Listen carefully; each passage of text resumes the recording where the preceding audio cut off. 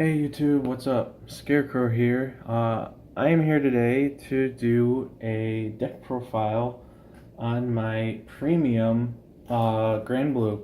I don't get to do a lot of premium deck profiles lately because I don't get to go to a lot of tournaments for them. But I've got some for you here. So this is my Grandblue one. I've experimented since the standard support came out with the Night Rose build in premium and the non-Night Rose build, and like I find the non-Night Rose build where you play like Basskirk to be like much better, which surprised me. I thought Night Rose would be like easily the better deck, and I sat down and played it, and I'm like, okay, apparently it's not. I find the Basskirk build to be like much better. So, that being said, let's get started. Starting Vanguard is Grenache. We need to countercharge, and this card is very good at doing that. I suggest, I almost never actually use his Forerunner skill. I'll leave him in the Soul, so that when I first tried in Gauche, I can Soul Blast him and then revive him and countercharge. I'd rather have him for the countercharge aspect than the early game booster. So triggers, 4 V-Series crit and 4 Rough Sheaths for 8 crit. Then I'm playing 4 Gustion draws and 4 Rick the Ghosty heals. I'm not running the heal with the G-Guarding skill because you don't really need it. You usually have enough resources with the way the deck plays already. And I'd rather have the plus 10 power that this trigger gives. Then I'm playing this draw trigger.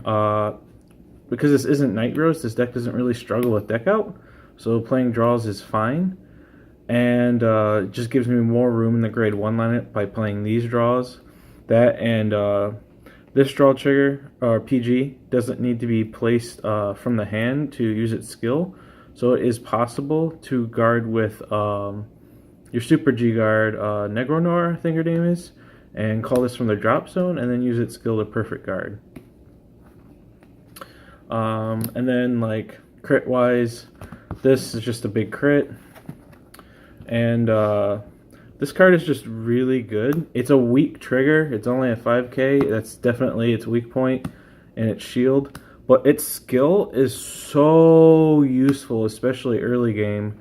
There's like no like real downside to using this early game to draw. This makes you a little bit more consistent. And then when you go into your first stride of Gauche, you can just Soul Blast her, revive something, including yourself, just to get another draw. It's a really good card, and I can't actually take it out of the deck because its skill is just too good. So that is it for the grade 0s. For our grade 1s, I didn't think I would play this card, but after testing I found out I am playing it. Then you got Romario.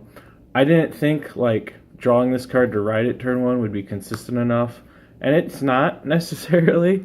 I don't actually draw him to ride him turn 1 that often. When I do, it's just like super good. But the fact that he's a 10k shield and a 12k booster later on, and he's a pretty and if you can ride him, then he's just excellent. So makes the deck more consistent, gives you soul. Next, playing for Dancing Cutlass. It's a 10k shield, and it's a free booster that lets you countercharge. Pretty good. The countercharge part is the biggest advantage of this card. You usually don't have a hard time making a field, but it is cool that you can do things like use one of your skills that mass revives a field, like Night Rose or Gauche. Revive a full field, including her. You can move her to the soul to draw, and then you can fill that void she left on the field by reviving this and countercharge. Next, for Tommy the Ghosty Brothers, Stride Fodder. This deck doesn't really struggle with having cards to stride with, but I'd just rather make it super consistent so that I never really have to worry about it like ever. I always have Stride Fodder, and by playing more Stride Fodder grade 1s like Tommy here, it leaves me more room to use grade 3s in my hand to re-ride and gain a Protect gift, and still be able to pay the cost of Stride by using Tommy if I need to. In my last grade 1 spot, I'm playing one Negrobone. Now, I don't run a grade 3 Night Rose in this deck, but I can always just stride into a Night Rose grade 4, and then this card is live. I'm only playing one because I have enough cards in the deck, I think, that do the similar thing as him. So I'm not desperate on having him, but he's just like an extra card that creates another attack during the battle phase. So for my grade 2s, I'm playing 4 Ruin Shade. This card's just good. Speeds up your deck early game by milling, and late game it's a 17k attacker. It's pretty good. Next, 2 Commodore Columbard, not blue, 2 Blue Blood, not Blue Blood, bleh. Columbard, blah. Can't talk. Sound like a vampire, ironically. Alright, this card is pretty good. It just extends your combos. He swings, revives someone. Typically, he'll revive a Undead Dragon or a Night Mist and then do more attacks. I might put in a third one. 2 is working pretty okay because I have enough cards that like create more attacks and revive things. So I might go up to 3, but right now I'm playing 2. 1 Skeleton Cannoneer. I don't use this card that often. I might end up cutting it, but it is pretty cool. There are some situations where I don't need to extend my attack combos, so just going for card advantage can be helpful. And because that situation doesn't come up that often, I'm only playing 1 of it because I'm not desperately trying to make it like come up. It's just there in case it works out. I could see myself maybe cutting this, like put in a 3rd Columbard or something, but then my last grade 2, I am playing 3 Captain Night Mist. Basically, in this deck, he's playing the role that like Negro Lazy plays in Night Rose. I can do something like, for example, swing with Columbard and revive Night Mist, and then I could have Night Mist revive someone, like let's say Negrobone behind him, and then I could swing 16 and retire him with Negrobone and revive like a Night Mist, grade 3, and then attack with the or Night Storm, whatever his name is, swing with that, use his skill, revive, create more attacks. He's basically just like an attack extender.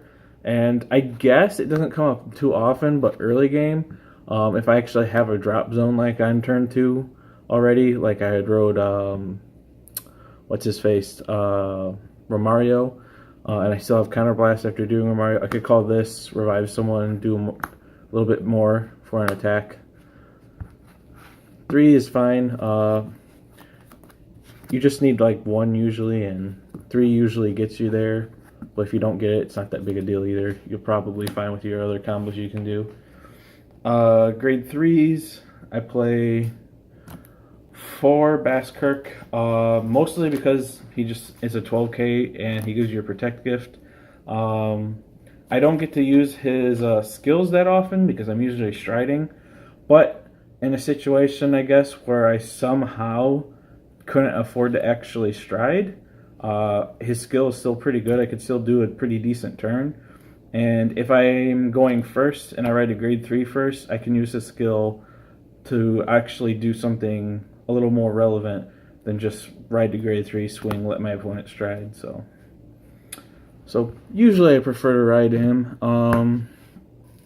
Next is 4 Undead Dragon. This card is more important than the Basskirk. If you have to ride this card, it's not the end of the world, because really all that matters, as I said, is getting the Protect gift.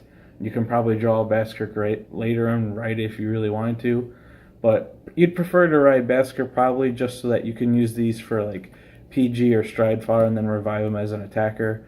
You really only need one to head in the drop zone for your deck to like function, but having 4 just makes it more consistent. And like, I like that in this deck there's like 8 ride targets that essentially get the job done. Obviously it's better to ride Basskirk, but basically they pretty much do the same thing. They're 12k and they give you a protect gift. And then my last 2 cards of the deck is I play 2 Nightstorm. He's an attack extender. Swing, revive someone at the end of the battle. So swing with him, counterblast, revive a Columbard, attack with Columbard, revive Night Mist on Nightstorm on Nightstorm, attack with Nightstorm, skill, revive Night Mist, grade 2, skill, revive Dragon. Just do a bunch of attacks. I could play 1, but I'd rather play 2 just to see him more often. So yeah. So that is it for the main deck. Into our G zone. First, we got our 2 first stride, Gauche, I think that's how you say this dude's name. We just run him so that we can first stride, Soul Blast, usually Grenache, and then whatever else we have. Revive that many people. Usually there's like a Banshee in there. Get a draw. He just makes you like a field for like almost free on your first stride and gets your deck going. So it's a good card for first stride. Next we got our 4 Night Rose grade 4. This card is really good. You just use its skill. Make a field. That's basically what she does. Counterblast 1, make a field, have a critical. Pretty good. Because her name is Night Rose, like I mentioned earlier, I can stride into her and make my Negro Bone live. Next, we got 2 Negro Songer. I don't get to use this card a ton. It is a good card, and I do use it, but not like as that often. Usually I just, between Night Rose and Gauche, the game is ended, but this card is really good that it extends your attacks. If you usually have to go into Night Rose just so I can like make an actual field, but if I already have enough like stuff already, like I already have an established field, or I had the cards in hand to make a field, I can just go into this and push harder for a game by reviving someone and making them huge. Next, we got our GB8, Immoral Galleon. Don't use this card a ton, but this card is super duper strong. One of the best GB8s in the game. Make a field, make it really buff. This card is really good. It's unlikely people survive this card if you go into it. Then we got our Megiddo. Speaking of cards that people don't usually survive, I don't use this card a ton either. It is there though if I'm in a desperate enough situation where I can just revive this, do a ton of attacks, and end the game. Then we got 1 Seabreeze because this is premium, and counter charge is kind of easy to make up for in this deck, so you don't really mind it. So if your opponent's trying to be cheeky, you can just Seabreeze them, get an eerie push on them, get your GB active. And then lastly we have our G-Guards. 1 Negro Lily. Don't use this very often because we can't combo it with Night Rose in this deck. And then I'm playing 2 Corpse Dragon just because it's free, and then 2 Negro Nora, our main G-Guard of the deck. As I mentioned earlier, you can guard with her, place a draw trigger from the drop zone on the Guardian Circle, and then use it to PG. So against things like Zoa